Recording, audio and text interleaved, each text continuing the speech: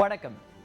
Johor பாருவில் Pasir குடாங் மற்றும் கம்பாஸில் 2 புதிய மருத்துவமனைகள் கட்டப்படும்.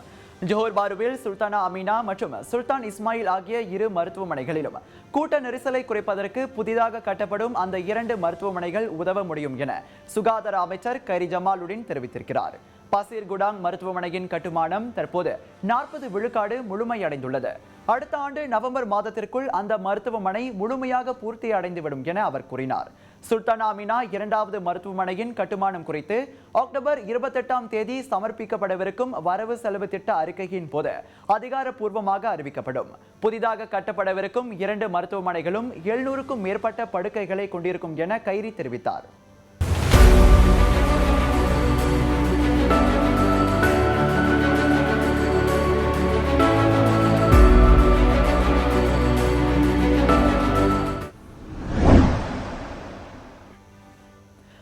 ஹேலிங் எனப்படும் மோட்டார் சைக்கிளில் உணவு விநியோகம் செய்வோர் மற்றும் ஹேலிங் சேவையில் ஈடுபட்டுள்ள வாகன ஓட்டுநர்களுக்கு சமூக பாதுகாப்பு திட்டத்தை அறிமுகப்படுத்துவதற்கு மனிதவள அமைச்சு திட்டமிட்டுள்ளது.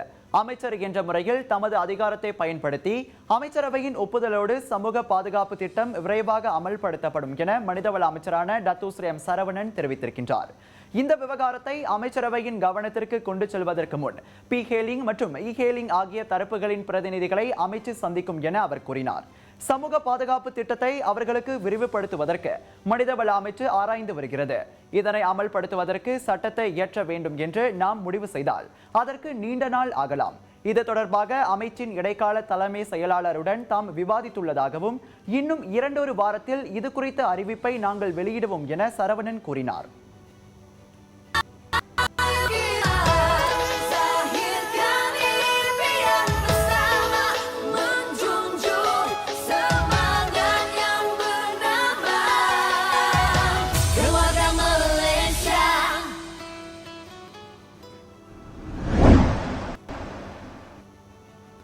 மாய்காவின் கல்விக்குழுவின் தலைவரும் செனட்டருமான டாத்தோ நெல்சன் ரெங்கநாதன் தனது சொந்த செலவில் காஜாங் ஜலன் புக்கெட் இடைநிலை பள்ளியில் படிவம் 4 மற்றும் படிவம் 5 பயிலும் சுமார் 55 மாணவர்களுக்கு தனது சொந்த செலவில் புத்தகங்களை வழங்கினார். முன்னதாக காஜாங் இடைநிலை பள்ளியில் தமிழ் மொழி இலக்கிய பாடம் எடுக்க தடை விதிக்கப்பட்டுள்ளதாக செய்திகள் வெளியானதால் அந்த விவகாரத்திற்கு தீர்வு காண உலுலங்கான் மாவட்ட கல்வி இலாக்காவை சந்தித்தார். அதனைத் தொடர்ந்து காஜாங் இடைநிலை பள்ளியில் தமிழ் மொழி வகுப்புகளும் இலக்கிய பாட போதனைகளும் நடப்பது உறுதி செய்யப்பட்டது. ஆனால் இலக்கிய பாட புத்தகங்கள் பள்ளியால் மீட்டுக் கொள்ளப்பட்டது என்பதை அறிந்து அதனை வன்மையாக கண்டித்தார். SPM தேர்வு நெருங்கி வருவதால் சில மாணவர்களுக்கு இலக்கிய பாட புத்தகங்கள் கிடைப்பதில் சிக்கல் ஏற்பட்டுள்ளது. இதனை கருத்தில் கொண்டு கிட்டத்தட்ட 3000 ரிங்கெட் வரை இலக்கிய புத்தகங்களை வாங்கி நேரடியாக மாணவர்களுக்கு டாக்டர் நெல்சன் வழங்கினார். முகநூல் வாயிலாக இஸ்லாத்தை அவமதிக்கும் கருத்துக்களை பதிவேற்றியதை ஒப்புக்கொண்ட தனித்து வாழும் தாய் ஒருவருக்கு கோலாலம்பூர் செஷன்ஸ் நீதிமன்றம் 8000 ரிங்கெட் அபராதம் விதித்துள்ளது. தனியார் நிறுவனத்தில் ஆலோசகராக பணிபுரியும் 34 வயது ஹோங் ஜியாமிங் எனும் அம்மாது ஈராண்டுகளுக்கு முன்பு அக்குற்றத்தை புரிந்திருந்ததை ஒப்புக்கொண்டார். அபராதத்தை செலுத்த தவறும் பட்சத்தில் ஜியாமிங் 6 மாத சிறை தண்டனை அனுபவித்தாக வேண்டும் என நீதிபதி தீர்ப்பளித்தார். தொழுகை செய்தால் COVID-19 நெருங்காது என எத்தனை முட்டாள்கள் நினைக்கிறீர்கள் என முகநூலில் கருத்தை பதிவேற்றி பிறர் மனதை புண்படுத்தும் செயலில் அவர் ஈடுபட்டிருந்தார். அதோடு அதற்கென வாக்கு பெட்டியை உருவாக்கி முட்டாள்தனமானது ஆதரிக்கிறேன் என எழுதி வாக்கு சேகரிக்கும் செயலிலும் அவர் ஈடுபட்டிருந்தது தெரியவந்தது. கிளாந்தானின் ராந்தாவ் பஞ்சாங்கிலிருந்து கோலாலம்பூருக்கு காரில் சென்று கொண்டிருந்த 6 மியான்மர் கள்ள குடியேறிகளை போலீசார் 30 கிலோமீட்டர் தூரம் வரை துரத்தி சென்று கைது செய்துள்ளனர். 16 முதல் 27 வயதுடைய அந்த 6வரையும் காரில் மறைத்து வைத்து கோலாலம்பூருக்கு கடத்த முயன்ற உள்ளூர் வாசியான காரோட்டியையும் போலீசார் உடன் கைது செய்திருப்பதாக குவாமுசாங் மாவட்ட போலீஸ் தலைவர் சூப்பரிண்டென்டென்ட் சிக் சுன்ஃபு தெரிவித்தார். சந்தேகக்குப்படியாக வலையை கடக்க முயன்ற காரோட்டி போலீஸ் வண்டி பின்தொடர்வதை அறிந்ததும் காரை வேகமாக செலுத்த தொடங்கியதாக கூறிய சிக் சுன்ஃபு பின்னர் 30 கிலோமீட்டர் வரை துரத்தி சென்ற காரில் இருந்த அனைவரையும் போலீசார் கைது செய்ததாக சொன்னார்.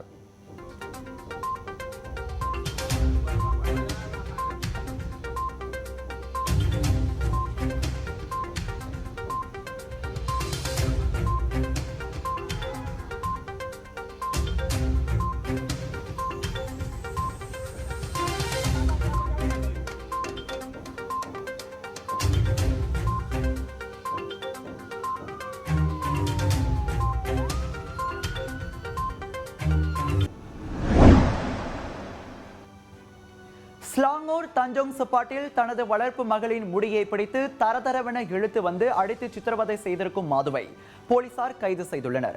60 வயது மதிக்கத்தக்க மாது இன்று நண்பகல் வாக்கில் அவரது வீட்டில் கைது செய்யப்பட்டதாக கொலலங்காட் மாவட்ட போலீஸ் தலைவர் சூப்பரிண்டென்டென்ட் அஹ்மத் ரிட்வான் முகமது நூர்சலி தெரிவித்தார். இச்சம்பவம் மீதான வீடியோ பதிவை பொதுமக்கள் போலீசுக்கு அனுப்பி புகார் கொடுத்திருப்பதை தொடர்ந்து அம்மாது கைது செய்யப்பட்டுள்ளார். 33 வினாடிகள் கொண்ட அந்த வீடியோவில் அம்மாது பள்ளி சீருடையில் இருக்கும் தனது வளர்ப்பு மகளை முடியை பிடித்து சாலைக்கு இழுத்து அடித்து சித்திரவதை செய்யும் காட்சி இடம்பெற்றுள்ளது. தற்போது 10 வயதாகும் அச்சிறுமியை அம்மாது சிறு வயதிலிருந்தே தத்தெடுத்து வளர்த்து வருவது விசாரணையில் தெரியவந்துள்ளது. வீட்டில் வைக்கும் பணத்தை அடிக்கடி திருடியதால் அவர் திருந்த வேண்டும் என்பதற்காகத்தான் தாம் அவ்வாறு செய்ததாக அம்மாறு விசாரணையின் போது கூறியுள்ளார். தற்போது அச்சிறுமி சமூக நலத்துறையிடம் ஒப்படைக்கப்பட்டிருப்பதாக அம்மா ரிட்வான் சொன்னார்.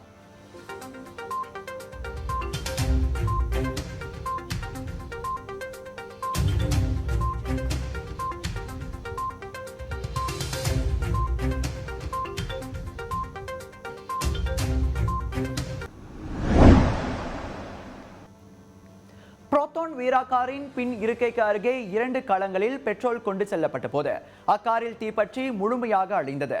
அக்காரில் இருந்தவர்கள் தீக்காயங்களுக்கு உள்ளாகி மருத்துவமனையில் அனுமதிக்கப்பட்டிருப்பதாக தீயணைப்பு மற்றும் மீட்புத்துறையின் பேச்சாளர் ஒருவர் தெரிவித்தார். இன்று காலை மணி 11:40 அளவில் தும்பாட் பாசிருப்பு காணில் இச்சம்பவம் நடந்தது. சம்பவம் நிகழ்ந்த இடத்திற்கு வந்த தீயணைப்பு வீரர்கள் 10 நிமிடத்திற்குள் தீயை கட்டுப்படுத்தினர்.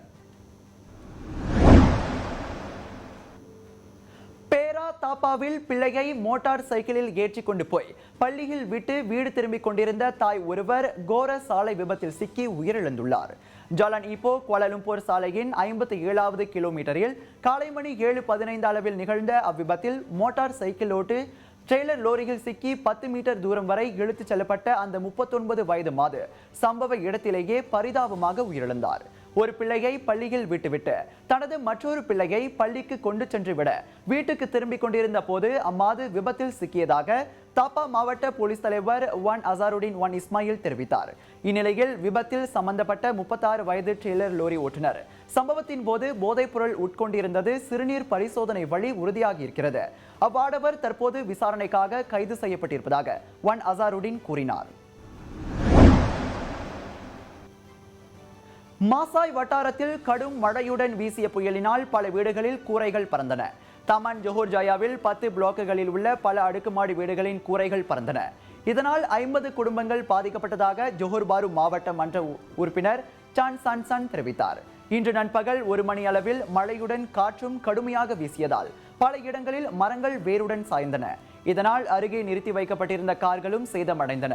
பாதிக்கப்பட்ட அடுக்குமாடி வீடுகளைச் சேர்ந்த மக்கள் அருகேயுள்ள பலநோக்கு மண்டபத்தில் தற்காலிகமாக தங்க வைக்கப்பட்டனர். மேலும் பல அண்மைய செய்திகளுக்கு வணக்கம் மலேசியாவோடு இணைந்திருங்கள். எங்கும் எப்போதும் வணக்கம் மலேசியா. நான் கிஷேந்திரன் முனியாண்டி.